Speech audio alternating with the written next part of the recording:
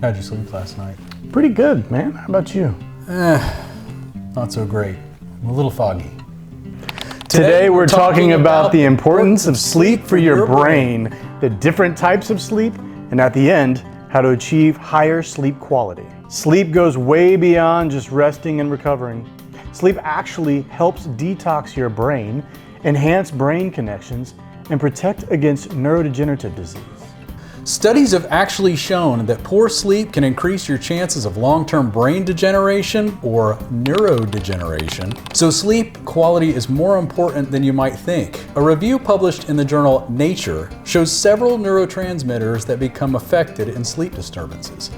Poor sleep has metabolic effects that can slowly undermine normal brain connectivity, weakening your capacity to learn, recall, and execute higher brain functions. Also, the researchers showed that improving your sleep may also improve your brain health in the short term. One of the mechanisms of neurodegeneration involves the formation of amyloid plaques. You've heard about these plaques when scientists talk about potential causes of Alzheimer's. The association between poor sleep and amyloid plaques is bidirectional. In other words, poor sleep induces the formation of amyloid plaques, which contributes to poor sleep. And the process repeats, like a vicious cycle. What is the recommended amount of sleep, you may ask? Well, the answer depends on your age and varies with your physical activity levels and other things, but most adults have a recommended range of sleep between 7 and 9 hours. So let's dive into the different kinds of sleep. Okay, most people have heard about REM sleep, or rapid eye movement, which is a deep stage of sleep where most dreams occur. But this is only one stage of sleep in a cycle that repeats over the course of the night.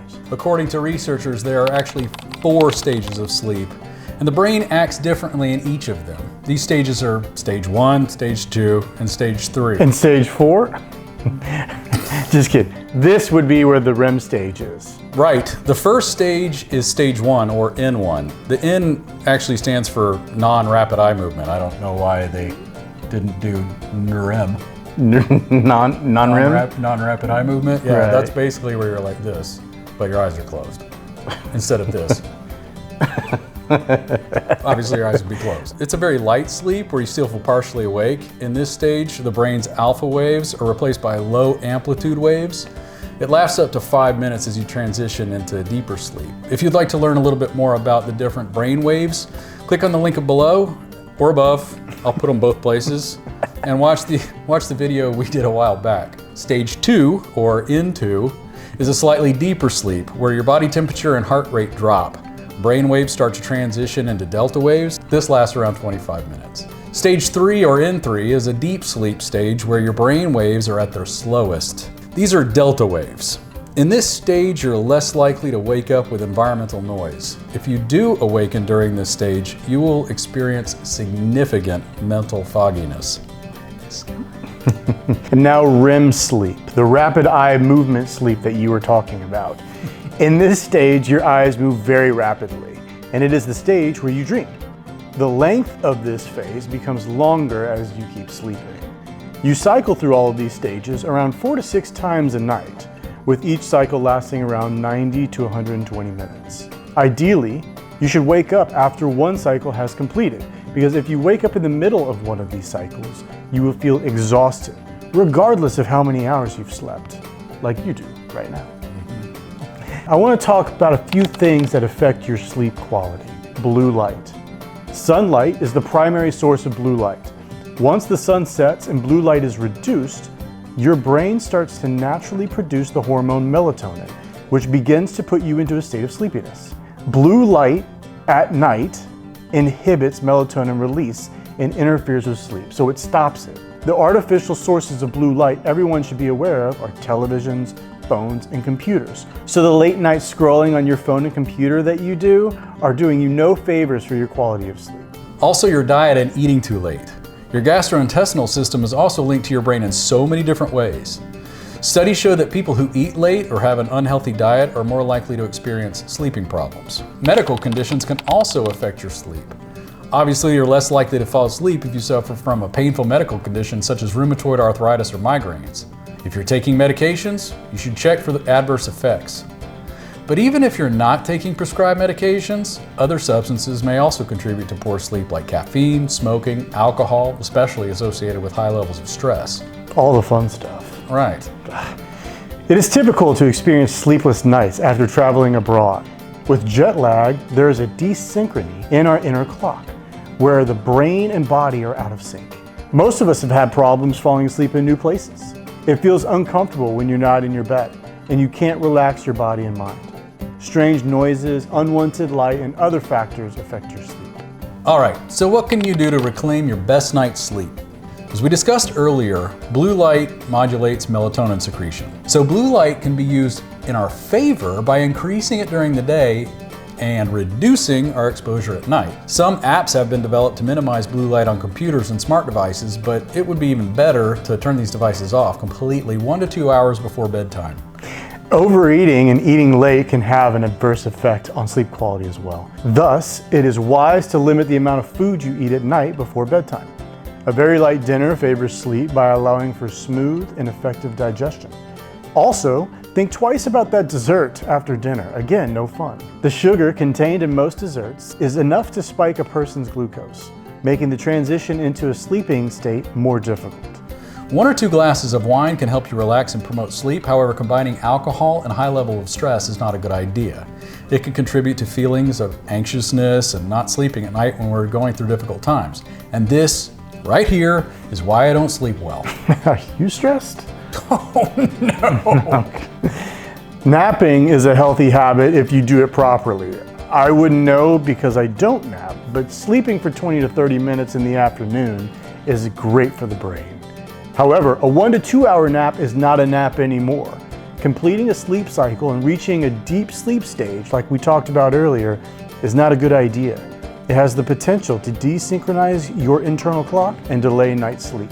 One strategy that works for most people is keeping a constant sleep schedule. Waking up at the same hour every day normalizes sleep and promotes easier control over your sleeping hours. When sleep becomes a habit, your body just goes with it. Exercise has numerous benefits as well. You know what, Brett? Maybe you should actually cover this one. All right. Well, even when you're finally resting at night, exercise reduces anxiety levels, prevents depression, and reduces your energy levels, making you feel drowsy and tired when you go to sleep. Altogether, all of these reasons make exercise an excellent habit to help recover healthy sleep. Feeling relaxed is fundamental to getting good, sound sleep. If you can control the light, room temperature, mattress, and sheets, you can design your sleeping space to fit your personal needs. You may not be able to control everything though. We recommend using a bedtime ritual to slow down and prepare your mind to rest. Like going to your room, dimming the lights, and reading a book, having a bubble bath has been shown to have positive effects on your sleep. Infusions, scents, and other stimuli can also help optimize your bedroom environment. I like how you delivered that. It was very soothing. There are also plenty of well-known supplements for sleep. One of the most effective and well-known is melatonin.